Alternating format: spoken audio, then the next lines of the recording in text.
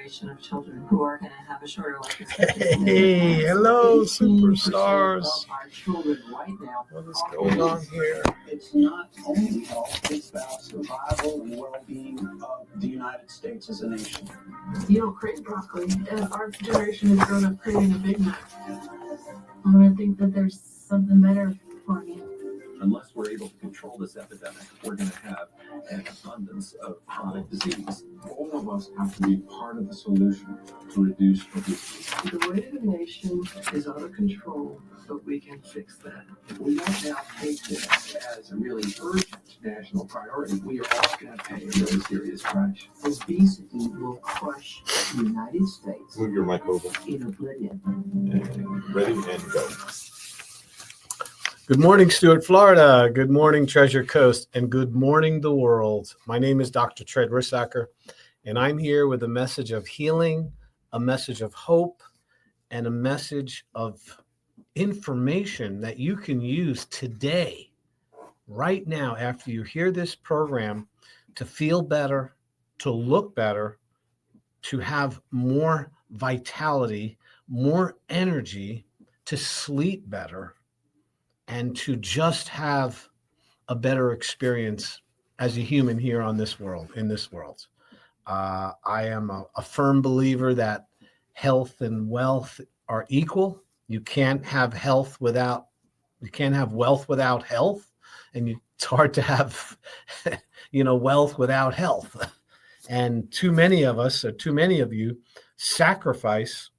give up your health to get your wealth. Right? And then when you hit 60 or 70 years old or 50 or so, you end up spending your wealth to try to regain your health. And you know what? Oftentimes, it's not going to happen. You have given up the basis. Your foundation is weak. Just like a business whose foundational principles, if you want to have a business that lasts, that you can give to your children and transfer the wealth that's in the business to the next generation, you need a very strong, basic business model. And you can't have had weakness or shenanigans or trying to cheat or to try to go and circumvent, natural laws and laws of the government to try to build that business. If you do, it will fail. And health and your commitment to what you put in your body, what you put on your body, the things you eat, how much sleep you get, your levels of stress, how you're handling stress, how you handle your reactions and relations with other people. Are you contributing to the earth, to the world in a positive way? Or are you simply somebody who is breaking things down? It's really, it all begins and ends with you. Are you concerned about your health insurance? Did you see how expensive it's getting to have health insurance? I think the average health insurance cost right now has gone up to over $7,000 to $8,000 a year per person. And that's an average. And, you can avoid being sick if you build a good foundation when you're, as you grow up and as you go through your life. You can build a good foundation and be able to bring that health with you. It's really that simple. Yet we always feel, for some reason, just, I was watching, I like stuff that has meaning and content when I'm online, and I do watching a lot of stuff on the internet, obviously. No more TV, thank goodness. And they had some shows on the war, the Iraq war, the Fallujah, and also some stuff about Ukraine and, the meat grinder that's happening over there, what's happening with all these people. And what's very interesting is if you look at the Iraq conflict and the Fallujah, the soldiers feel like they're impenetrable. In other words, that they'll live forever. They're 19, 20 years old, and they just are, walking through gunfire and, they just feel like they're, that they can't be touched, that they can't be harmed. Yet we know they can. And it's horrible when it happens, but you see this, I want to say, bravado, this feeling that, you're untouchable when you're young, and that's why there's not a lot of old soldiers, but not because they don't live longer, because they won't take the risks that young people will. And that same mindset goes with people in life during their days, as they go through their teens and into their young adulthood in their 20s and 30s. They know that these choices they're making with foods and choosing not to exercise and prioritizing their careers over their health, in some way they feel untouchable, unpenetrable, that medicine will save me if and all I really need is to make sure that I have health insurance and I live next to a hospital, that they can save me somehow, that they will repair and correct the foolish life that I've lived in the past. And, and that would be like, somebody getting a knee replacement. They decided to do some heavy duty contact sports, and they get in and they get their knee taken out, strained and sprained through an injury in their younger life. And over time, they never really corrected why it happened, which could be alignment. And then the weight that they put on over the next 10 or 20 years led to this knee that is bone on bone. And they feel that, a knee replacement can help, no doubt. But what if you didn't have that to go to? What if you didn't have a knee replacement? What if they weren't doing all of these procedures? You might have taken better care of yourself. I know for me, when they do a knee replacement, remember the other leg is as old as the one that they replaced, and so is the hip, and so is the foot. And that titanium knee, that $6 million man knee, you still got a 20-cent body if you haven't been taking care of it. And the outcomes aren't great. So it's important to know that the effort and time it takes to maintain your health and to do things is really, really important. So understand that most mainstream knowledge about healthcare and wellness and what you should do when it comes to the medical perspective is something called early detection. Okay? What does that mean, early detection?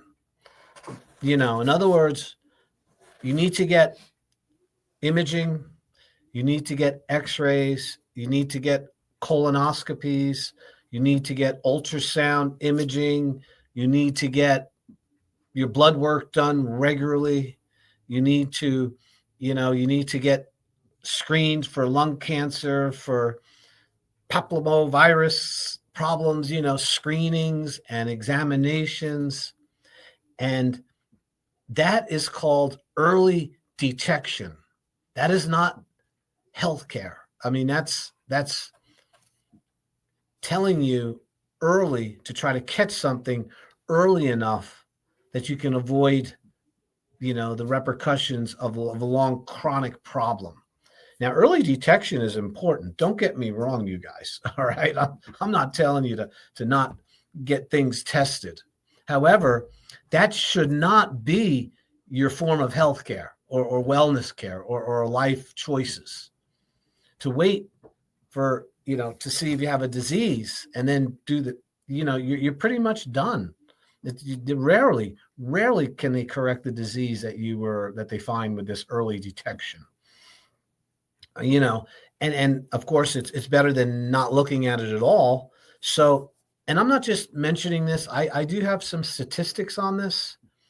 And, there's one by Harvard Medical College, Harvard Medical University, had done a statistic on how correct the diagnosis was compared to what led to somebody's death. In other words, what the death certificate, what actually killed them, and what was the diagnosis that they got into the hospital with was over 60 to 70%.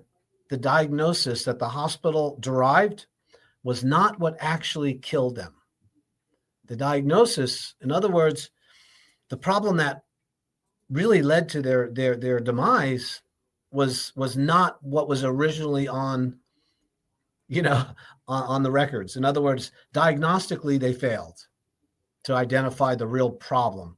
They were treating the symptoms, which was the diagnostic criteria, with the symptomatology that someone presents with, without really now. So, and how did they know that? Because what they did was, in Harvard, they do autopsies. And when somebody dies at Harvard Medical, they do an autopsy to see the cause of death. And the actual entrance diagnosis was over 60% or even worse wrong. And that's Harvard. So with that, knowing that, how effective is a doctor that works in a private office that, doesn't have the same skills and all the testing. In fact, but there's also some other statistics that show that a doctor's first opinion from a history and a consultation and an exam, like a physical exam, they're like 80% correct as a result of what their findings are and what they believe is going on. So here's another statistic: was when you did get the right diagnosis at Harvard University, if you did get the right diagnosis, how many of those people actually had a cure from the diagnosis and then the treatment that was given to them at the hospital? How many actually affected a cure? In other words, a resolution of the problem. Healing, less than 5%. That's right. Less than 5% were actually able to be cured or healed 100% from the problem. And what that means is that doesn't mean that they didn't extend their life. It doesn't mean that they didn't treat the symptomatology of that problem. They do, and they're good at that, but they never really were able to heal the problem because, it had gone too far. And thus, those people suffer comfortably. They're still suffering, but they try to make them comfortable with blood pressure medication and blood. It's not my genre. I used to know a lot about all the different things that they did to treat symptoms, but that would be the diabetes medications, the things for Alzheimer's and dementia. They can't cure those. The heart disease and the plaquing of the arteries. Giving you statins and lipids to lower triglycerides, and these are the big money makers. And now we have this Ozempic rage. This oh my God, give me a drug to physiologically stop me from eating somehow and stop my digestive tract from working with an injection into my body. Suffering comfortably. That's really what medicine does. You have a problem and they don't really have the true source of the cure because that's usually lifestyle, and you got to do a little more than just show up at the doctor to get better. So they treat you with medications and pharmaceutical agents, and you're basically suffering comfortably. And we're not really comfortable. You know that. So, hello, wake up, wake up, wake up. Don't be a fool. Don't be a mark. Don't be somebody who gets the bad end of the stick. And that doesn't mean that everybody couldn't be helped by a doctor. I've been to the doctor and they helped me enormously. But and I can usually trace it back to something that I failed to do when I was younger. somewhere I chose not to take care of my health or exercise enough or, eat the right foods or remove poisons and toxins. I thought I was like the 19-year-old in Fallujah, that I wasn't going to get shot, and that's why. So now, with all that said, if you're in a pickle and you're starting to realize that your health is fleeting you, and you're starting to feel, as they say in the old washing machines where they used to do the wringer, they used to put the clothes in the wringer to wring it out. And if you got your fingers caught in it, it was called the nip of the wringer. Maybe you felt the nip of the wringer. Maybe your blood sugar jacked up. Maybe you've lost feeling in your feet. You're getting neuropathy and numbness, and maybe your back stiffness is turning into a chronic problem that every time you sit down, you have this horrible shooting pain in your back. Maybe you're getting to the point where you wake up once or twice or even 3 times to urinate. You're anxious, and it just goes on that these problems are happening to you. And I can tell you that you got to get back to basics of life, the basic things that we all need to be healthy and to repair tissue and to live longer are readily available, and you really don't have to buy them. Okay? So what I would say is that what you really need for health, to be healthy and live a long, productive life, most all of those things are free. You shouldn't have to pay for them. All right? And that would be sunlight, water, movement, being careful what you put in your body. Don't put poisons in your body or on your body. Food that's grown in the ground, real food, vegetable gardens, having a connection with a local sourced protein, local beef and local pork and chicken. Go out to Palm City. There's groups of people out there that raise chickens, and you can buy real eggs that aren't filled with poisons and toxins. They have thick shells. And you can source a lot of the protein too. There's farmers, and they have their cattle, and there's co-ops that are involved. You have to pay a little bit. I don't mean it's 100% free unless you want to raise and grow them yourself. But what you really need is free. Is there's no charge for it. There shouldn't be. And the things that you have to pay for, the supplements and these Ozempics and the drugs and the pills and all the things to lower your blood pressure, to raise your blood pressure, to stop your digestion, to speed up your digestion, to close off your urine flow, to open up your urine flow. That's all drugs do. They turn things on and turn things off. If you're on those drugs, you made some mistakes. And if you want to learn more about what you can do to be healthy and wellness, tune into my shows, because that's what I talk about all the time, 24/7, is what you can do right now, today, to be healthier, to live longer, and to have less pain and stiffness. And at this point of my career of observing humanity and where the real problems are, the biggest problem we have right now is obesity. It is a juggernaut. It is everything that could go wrong in your life when it comes to health is predicated and exacerbated by too much body fat, by carrying too much body fat. Okay, and you call it fatted. And, what is a survival mechanism from your ancestors to make sure that you had food over the winter, you had calories over the winter that you could count on, and that in the event of a raid from another tribe or a reason why you got to get out of town right now, which happened a lot 2,000 years ago, you carry calories with you. You make fat. Your body fat is a gift, you guys, a gift from God. Why? Because you can eat and make fat and then utilize those calories when there is no food available for you. And you can get through a time frame.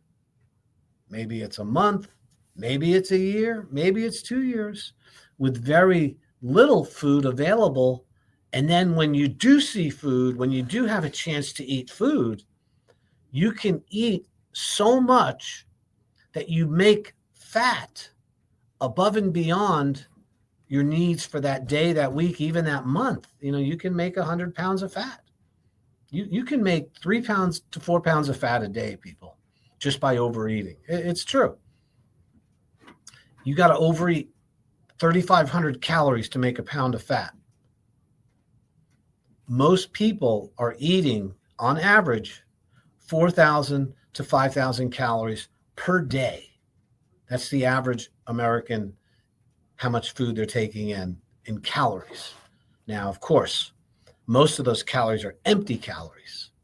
So when you're looking at calorie intake, a high soda, which is, big gulp sodas, over, 600, 700, 800 calories of empty calories. And then a Starbucks double latte with sugar, and the squirt stuff, 600, 700 calories. Some people eat those, drink those 4 or 5 times a day. That's 700, 1,400, 2,800. There's 4 of them right there. And you haven't even eaten any food yet. So it's common to put on 4,000 to 5,000, eating that much food. And you make fat. And it's God-given. It's a natural thing. But what's not normal is to never not eat. You're designed to go periods of time without any food or any nutrition, and then you utilize your fat stores. But you do not utilize a fat store if you're simply skipping meals. You never really get to burning fat. If you're just eating these small amounts all day long, snacking, 5, 6 hours, you feel hunger, so you eat again, a little bit here, a little bit there.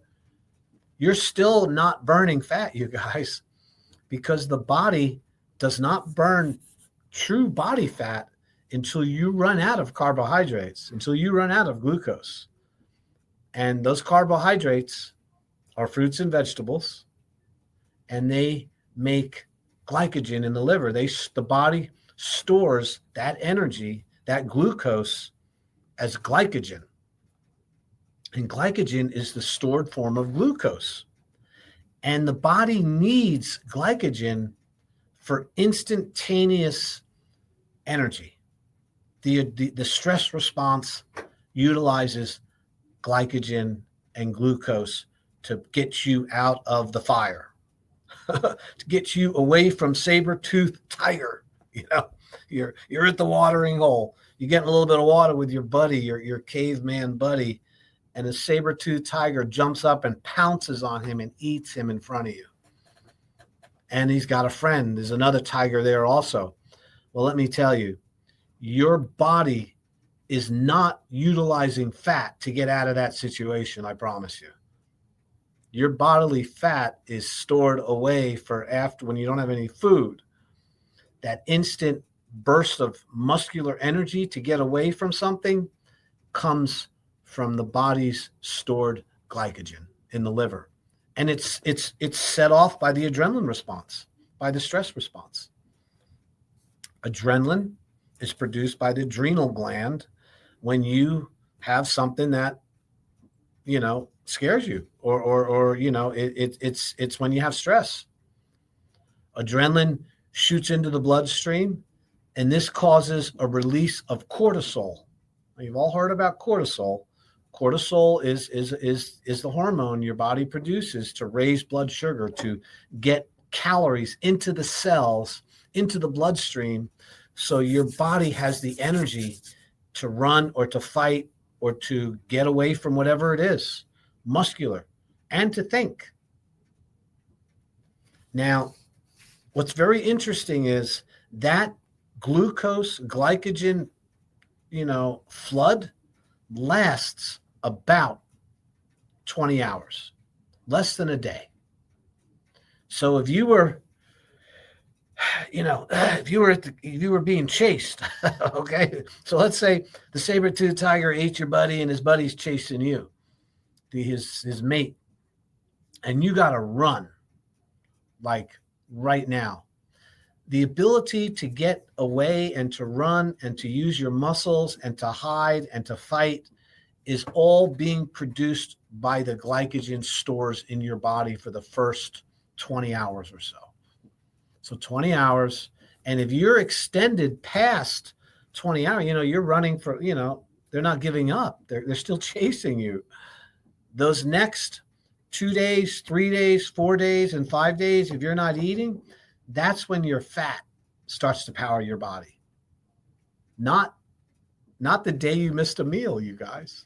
Or if you skipped a meal, you're not burning fat. You burn fat when you run out of glucose and glycogen. Okay? And that, when you start burning fat, that's when your body starts to heal itself. That's when your body produces something called ketones. And ketones is a biomarker that shows up in your urine or in your blood supply that you are now utilizing fat instead of glucose as an energy source. And when you utilize ketones as an energy source, it's a very clean energy source, which does not lead to any kind of insulin dependency or hyperinflammation that glucose causes. Glucose requires insulin to be cleared from the body. So your body's pancreas is working hard to get rid of glucose. When you go past the glycogen stores by not eating for a full day, just one day, you guys, go to sleep. The next day, the second day, you're starting to actually burn your stored fat. And that will show up in your urine as a little rise in ketones. So you can buy these ketone strips. And the ketone strips you can buy them online, you get them right up at the CVS. And if you want to know if you're being fat adapted, if you're starting to become fat compliant, which is where you want to be, you guys. You don't want to be carbohydrate dependent because that requires you to constantly eat all the time. Carbohydrate addiction is the same thing as alcohol addiction, you guys. And when you get addicted to alcohol and you stop drinking for a couple hours, your blood, everything makes you want to go back to it because you feel terrible. You're getting a headache from it. And to get that little buzz back, you go back for that alcohol again. And that's the same thing that happens when you become carbohydrate addicted. If all you're eating is carbohydrates, I shouldn't say that. You can be eating fat also, but if you're still eating carbohydrates and you're not going a full day without eating, you're never really burning that much fat. In order to become fat adapted and to start burning your inner fat layers, you guys, you got to go a day without eating. It's amazing what happens. I'm telling you, this is the easiest way I've ever seen to change body fat and to change metabolism is to learn how to become fat adapted versus carbohydrate adapted. And they call it keto. And it's called fasting. And it's quite powerful. So once you become fat adapted, and the way you know it is by checking with a ketone with these urine strips, urinalysis. And so I've been doing this with myself for about 12 months now. on and off. I did the severe fasting. I did 4 or 5 day fasting with water. I always do water. And then now I'm at a point where I basically really only eat once or twice a day. I don't eat breakfast because I have the blood sugar from the night before. I mean, I am hungry when I get up in the morning, as I always am, but I'm not weak. I'm not like out of my mind, like super hungry. And so what I do, and I was reading about this, and this really works, is I put like butter in my coffee. Right? I never thought I would do that in my life. And I watched a show. It was on this thing called Bulletproof Coffee. And this guy, who's the guy who developed it, went from a 300-pound person down to 160 pounds, changed his whole life by simply putting butter in his coffee and other oils and having that for breakfast. So I'm on my, I told my wife, I said, you better get more butter because I'm going through like half a stick a day here. And that's really my morning breakfast is I have a cup of coffee. I take probably 2 to 3 tablespoons of butter, a big chunk of butter, put it in the cup, heat it up so it, liquefies it. And then I'll put the coffee on top of that. A little bit of stevia. I like a little sweetness. Stevia is fine. And a little bit of cream. And did you know 1 teaspoon of cream is like 40 calories? I didn't know that, but now I do. But so I'm not typically, I am fasting because I'm not eating anything that's carbohydrate, but that coffee has been really, really beneficial at my energy levels. And I'm just not that hungry till about 12 or 1 o'clock. I start to feel hungry again. And then I drink water, and typically I will not eat until at least after 4. And that would be with something that is savory, meaty, fatty food. And I'm down to 198 pounds. My body fat is probably lower than 15%. My inflammation and the swelling around any inflammation is gone from my body. I am a very happy camper. Now, what does that have to do with laser? What am I doing with the laser?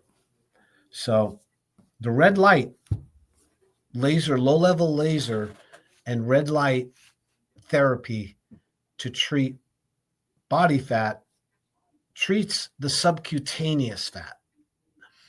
It's dealing with the fat that's on the outside of the body, the stuff that accumulates around your muscle core. So if you were to, make a muscle and feel the muscle behind you, the muscle in your belly there, and then when you were to squeeze the skin in front of that, that's called subcutaneous fat. And that fat does not respond as easily as visceral fat when it comes to fasting and losing weight. Visceral fat surrounds your organs, and it's behind the muscle. It's your metabolically active fat. If you have high visceral fat, you have high probably blood glucose, you have hyperglycemia, you probably have high triglycerides, you probably have high levels of HDL versus LDL. And, difficulty with sleep, swelling around your joints and your knees and your back. You're probably suffering with neuropathy and starting to get some lack of feeling. Maybe your toenails are starting to look deformed or dark. They say, oh, it's bacteria. No, it's blood sugar feeding the bacteria in your nail bed, in your feet. And visceral fat responds beautifully to fasting and these cutting out the carbohydrates. However, if you're not careful, you'll lose too much, and the skin on the outside becomes very, very becomes a problem.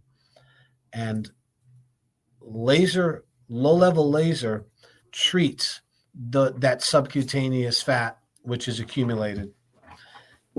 kind of like the stuff you wish you could do, like just cut it off and suck it out. Those people that walk around and say that. That's not visceral fat, people. That's subcutaneous. Nobody's sucking out visceral fat. Nobody's cutting out visceral fat. That's a diet and exercise thing, and fasting and reducing blood glucose and tuning up your intake is really, really key for that. And however, you come in with both compartments are usually populated. They're voluminous, we call it. And this is where the Lapex BCS lipolaser, this process that I've been doing, the laser easy way, is really, really effective at getting rid of the stuff that you can't target very easily with diet and exercise. And this is super, super important if you're over 50 years old. If you're under 50, then if you lose weight, you can probably still lose the skin. The loose skin will tighten and tone somewhat. But if you're over 50 and you're getting into your 60s and even into your 70s, you will have lost the muscle tone, the musculature, which is around your subcutaneous fat. Remember, the muscles, your muscle core is really outside of the viscera.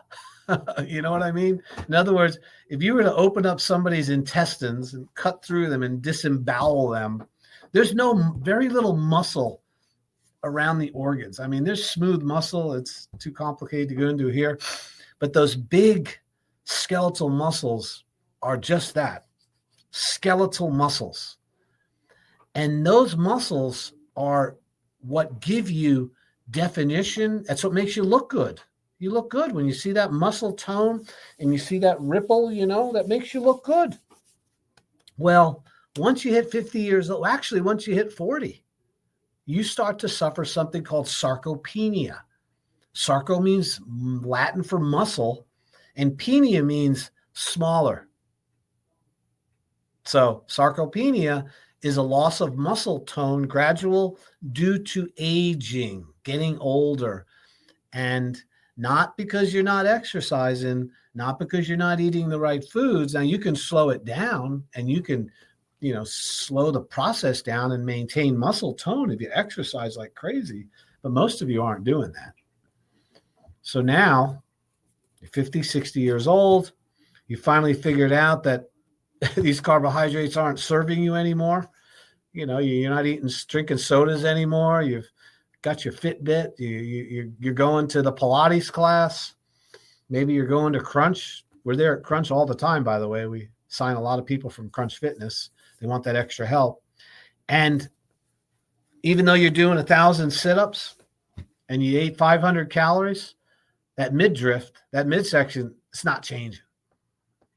That's because it's subcutaneous. It's not visceral. Visceral is behind the muscle. Sub-Q is in front. And as you get older, due to hormonal changes, that subcutaneous kind of disconnects from your metabolism. And, that's why people do all these crazy kind of procedures, the fat sucking, the fat burning, the fat freezing, blasting it with ultrasound, shooting injections into it. It's insane. If you're doing any of that, please give us a call. We do not do that. This is not what we do at the Slim Body. We're using a red light, the same energy that you see in the morning when you step outside and look up at that beautiful sun in the morning. Hopefully you're not looking directly into it. But when the sun first comes up on the horizon, it's red and it's yellow. Very beneficial. It's free. And if you were getting more of that, you wouldn't have as much body fat, by the way. That's well documented. People that live closer to the equator, where there's more sunlight and they get more sun, have lower body fat than people that live farther away from the equator. 40% less body fat, by the way. 40% less heart disease. 40% less dementia. The closer you get to the equator versus way up north, you're healthier people. It's because of the sun. And they're probably more active, getting outside more often. It's no fun to go out into the snow, I mean, you're not exercising as much. And I think that's why people come to South Florida. We live in such a beautiful place, Excuse me. So we're able to harness those same wavelengths, those red lights and those near infrared lights, which is sunlight in the morning for the first 2 or 3 hours and sunlight in the evening for the last 2 or 3 hours. Those wavelengths heal and repair your body. God created the sun to give us life. The sun radiates the earth. Those sun's energy, that nuclear reactor up in the sky that's gazillion times bigger than anything we could imagine, is pumping energy into us in the form of radiant energy. And that energy is taken up by plants, turned into glucose, turned into a starch, a carbohydrate. We eat the plant, and that energy is released into our tissues in the form of ATP. But it originally came from the sun. All energy comes from the sun, you guys. It's just transmuted into different things. Carbohydrates, fossil fuel, fat, proteins. They all contain the energy that was once radiant from the sun. So there's names for that. And one of them is called the way that the body gets energy from the sun in the form of glucose and fat. The mechanism is called oxidative phosphorylation. And then there's another way called gluconeogenesis. We make glucose, called glycolysis.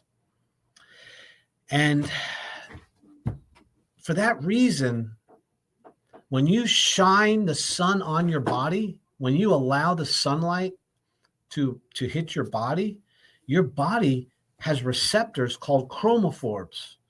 They're receptors that they didn't even know existed 20 years ago, you guys, because they didn't realize that light is a signaling molecule.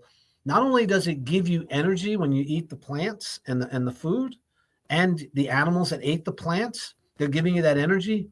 That radiant energy is also going through your body, completely you're translucent to it.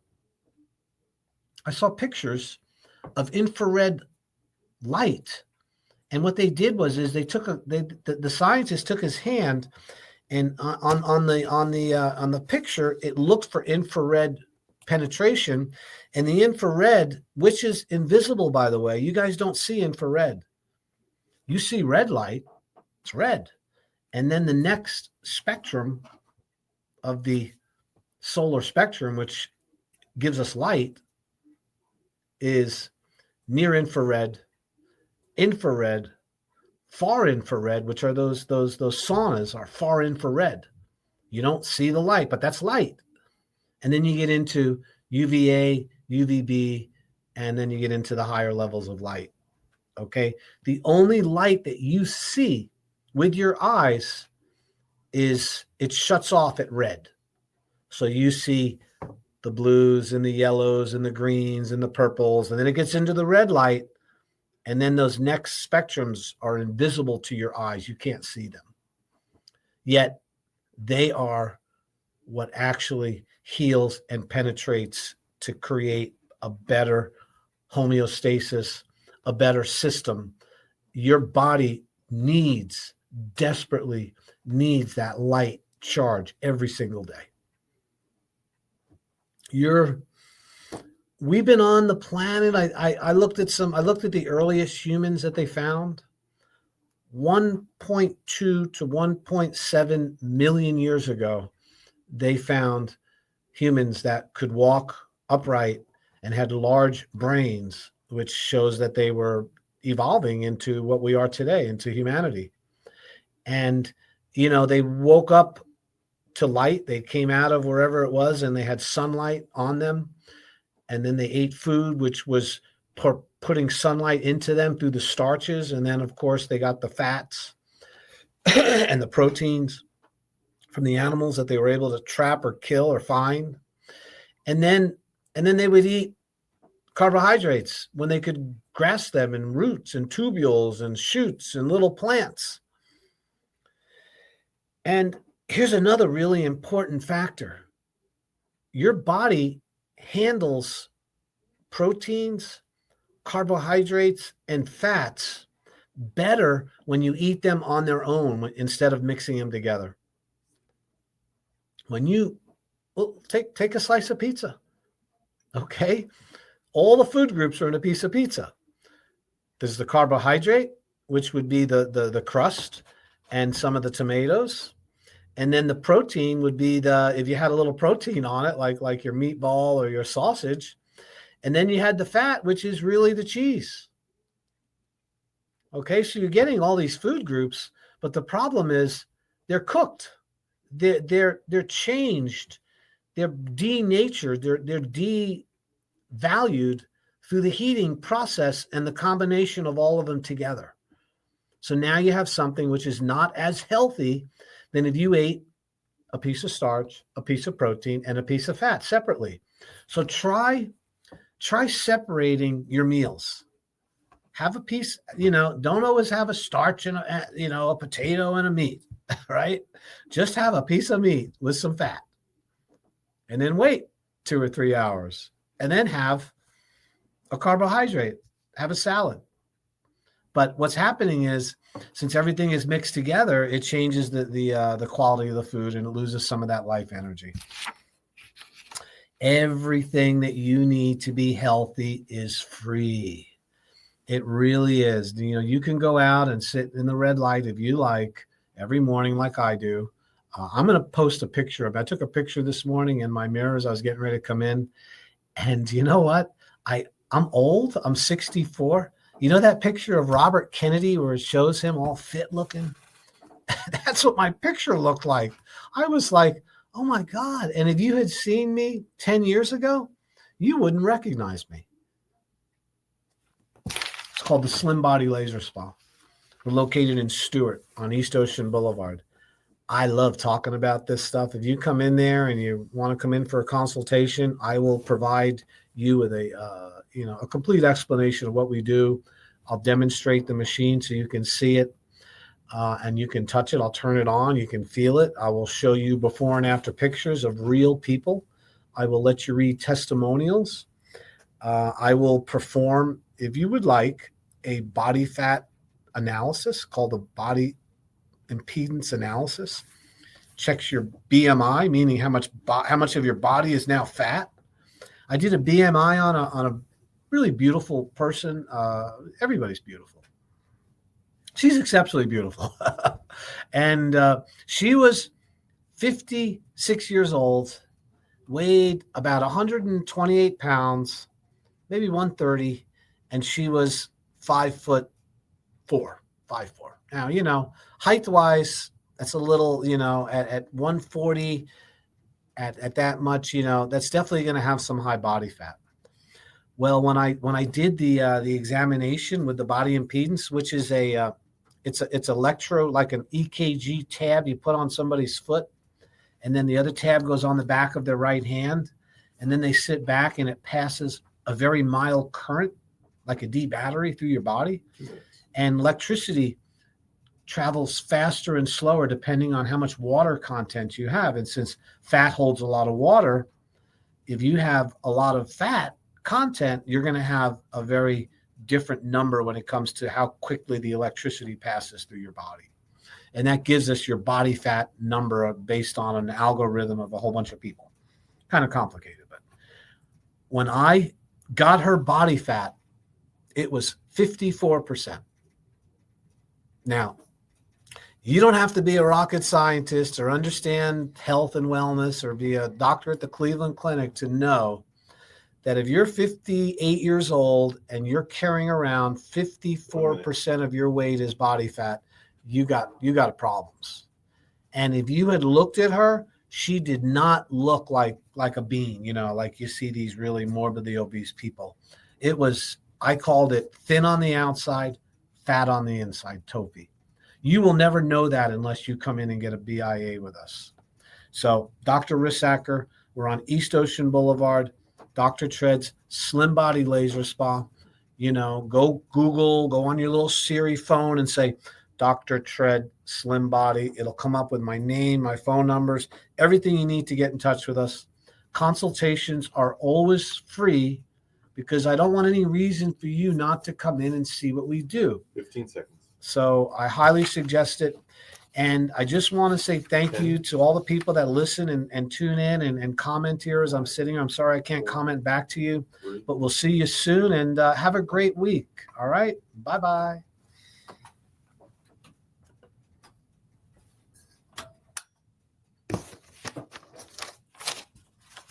Oh, sorry. I didn't realize you guys were still on here. Thank you for tuning in. Remember, Dr. Tred, Slim Body Laser Spa. Let's see if I got post a comment.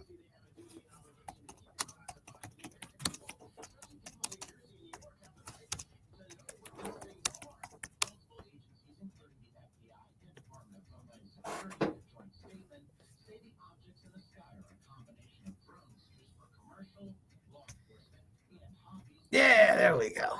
Figured it out. That's the ticket, you guys. That is the ticket. Thank you so much. We'll see you soon. Bye-bye.